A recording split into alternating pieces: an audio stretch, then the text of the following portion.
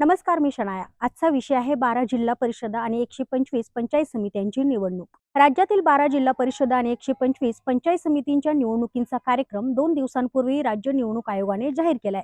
राज्यात सुरू असलेल्या महापालिका निवडणुकांच्या प्रचारामुळे झेडपीच्या निवडणूक कार्यक्रमांकडे माध्यमांचं फारसं लक्ष गेलं नाही। जिल्हा परिषदेच्या या निवडणुकीचा प्रचार करण्यासाठी उमेदवारांना अवघे 7 दिवस मिळणार आहेत। विरोधी पक्षांनी त्यामुळे पुन्हा एकदा राज्य निवडणूक आयोगावर टीका केली आहे। आणि गोष्टी न्यायप्रविष्ट असताना निवडणूक आयोग निवडणुकांची घाई का करतोय, न्यायालयाचे निकाल देखील या गोंधळाला कसे कारणीभूत ठरतायत, हे आपण या व्हिडिओच्या माध्यमातून जाणून घेणार आहोत। तर राज्य निवडणूक आयोगाने जाहीर केलेल्या राज्यातील 12 जिल्हा परिषदा आणि 125 पंचायत समितींच्या निवडणुकीसाठी मतदान 5 फेब्रुवारीला पार पडणार आहे आणि मतमोजणी 7 फेब्रुवारीला होणार आहे।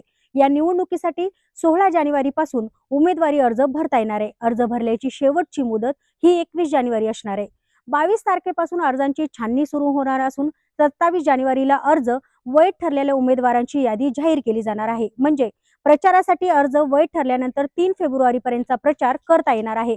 कारण मतदानाच्या 1 दिवस आधी प्रचार बंद करावा लागतो।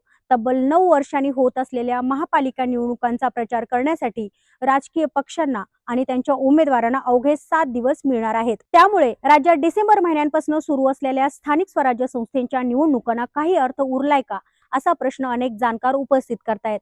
निवृत्त IAS अधिकारी महेश झगडे यांनी सत्ता संधिवाताचा उच्छाद या त्यांच्या लेखात राज्यातील निवडणुकांबद्दल परखड भाष्य केलंय। झगडे म्हणतात, भाषिक विविधता, सांस्कृतिक बहुरूपता आणि प्रचंड लोकसंख्या असून देखील भारतातील लोकशाहीचा प्रयोग तुलनेत यशस्वी ठरला, हे मान्य करावंच लागेल। मात्र याच लोकशाहीच्या पोटात हळूहळू पण ठामपणे काही अत्यंत घातक प्रवृत्ती रुजत चालल्या आहेत। आज त्या इतक्या फोफावल्या आहेत की लोकशाही फक्त नावापुरती उरली आहे की काय, असाच प्रश्न पडतोय। विशेषतः महाराष्ट्रातील स्थानिक स्वराज्य संस्थांच्या निवडणुकांच्या पार्श्वभूमीवर हे घडत आहे। हे पाहता ही शंका जवळजवळ निष्कर्षांच्या पातळीवर पोहोचली आहे। महेश झगडेंनी त्यांच्या या लेखामध्ये राजकीय पक्षांच्या कारभारावर तर टीका केली आहेच, त्याचबरोबर निवडणूक आयोगाच्या कारभारावर देखील अनेक गंभीर प्रश्न उपस्थित केलेत। राज्य निवडणूक आयोग आणि त्याचबरोबर सर्वोच्च न्यायालयाचे महाराष्ट्रातील स्थानिक स्वराज्य संस्थांच्या निवडणुकांबद्दलचे निकाल या प्रश्नांना कारणीभूत ठरलेत। ओबीसी आरक्षणाच्या मुद्द्यावर सर्वोच्च न्यायालयाने महाराष्ट्रातील स्थानिक स्वराज्य संस्थांच्या निवडणुका 2022 साली स्थगित केल्या।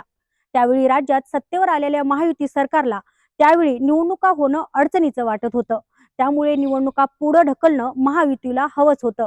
पण ज्या ओबीसी आरक्षणाच्या ज्या मुद्द्यावर निवडणुका पुढे ढकलण्यात आल्या होत्या, त्या आरक्षणाचा प्रश्नाचा सोक्षमोक्ष लागलेला नसताना देखील न्यायालयाने पुन्हा निवडणूक घेण्याची आणि अवघ्या काही दिवसांमध्ये त्या पूर्ण करण्याचे आदेश दिले आहेत।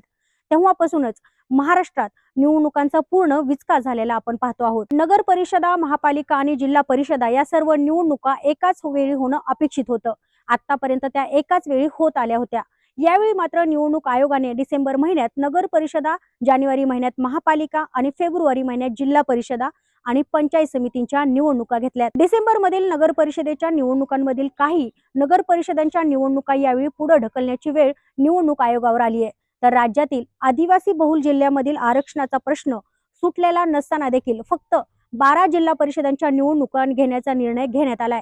खरं तर एका निवडणुकीच्या निकालाचा प्रभाव दुसऱ्या निवडणुकीवर पडू नये यासाठी सर्व निवडणुका याआधी एकाच वेळी घेतल्या जात होत्या। मात्र यावेळच्या निवडणूक आयोगाचा निर्णय निष्पक्ष निवडणुकांच्या मूलभूत संकल्पनेलाच नख लावणारा ठरतोय। 5 फेब्रुवारीला महाराष्ट्रातील रायगड, रत्नागिरी, सिंधुदुर्ग, पुणे, सातारा, सांगली, कोल्हापूर, सोलापूर, छत्रपती संभाजीनगर, धाराशिव, लातूर आणि परभणी या 12 नगर परिषदांच्या निवडणुका होणार आहेत। या निवडणुकांच्या निकालाचा परिणाम पुढच्या जिल्हा परिषदेवर होणार आहे, हे क्रमप्राप्त आहे आणि म्हणूनच निवडणूक आयोगाला घाई का झाली, हा प्रश्न विचारला जातोय। तुमचं यावर काय मत आहे, आम्हाला कमेंट करून नक्की सांगा आणि हा व्हिडिओ आवडल्यास लाईक करा, शेअर करा आणि सबस्क्राईब करायला विसरू नका। धन्यवाद।